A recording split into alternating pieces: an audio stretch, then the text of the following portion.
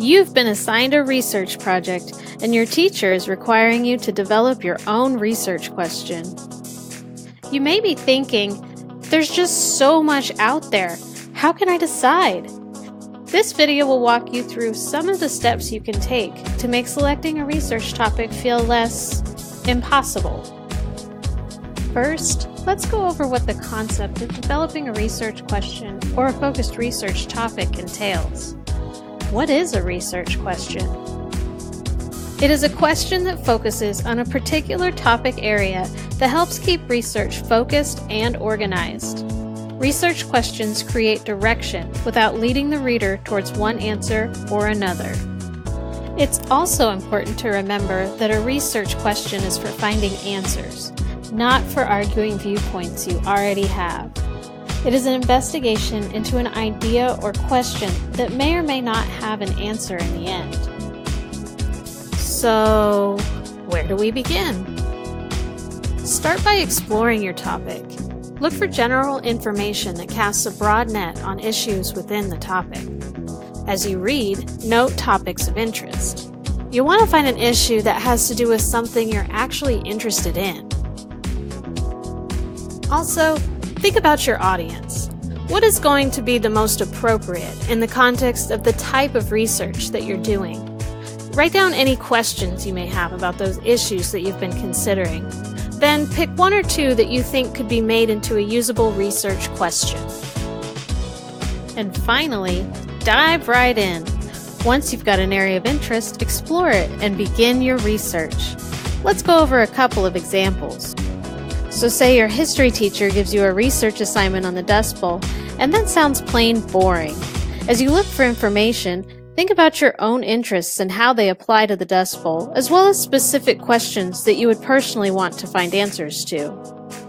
Right away, you realize that asking what caused the Dust Bowl might not be the best question. You would need to cover over-farming, the overall economy, and severe weather. You can see that this is too broad a topic to be answered within your page limit. But maybe you were interested in the lives of children living in affected areas during that time. A question you could ask could be, how did the Dust Bowl era change how children live their lives? This question may still be a little too broad. You would need to include their education, their work and home life, as well as consider whether they lived in cities or rural areas. So you might consider narrowing it down one more time. What impact did the Dust Bowl have on the education of children living in affected rural areas? Much better. You have your broad topic, the Dust Bowl, a specific issue, the education of children, and a setting, rural areas. Let's look at one more example. Your English composition teacher wants you to hone your research skills by writing about technology's impact on society. You decide on the issue of screen time and children. You start with, is too much screen time bad for children?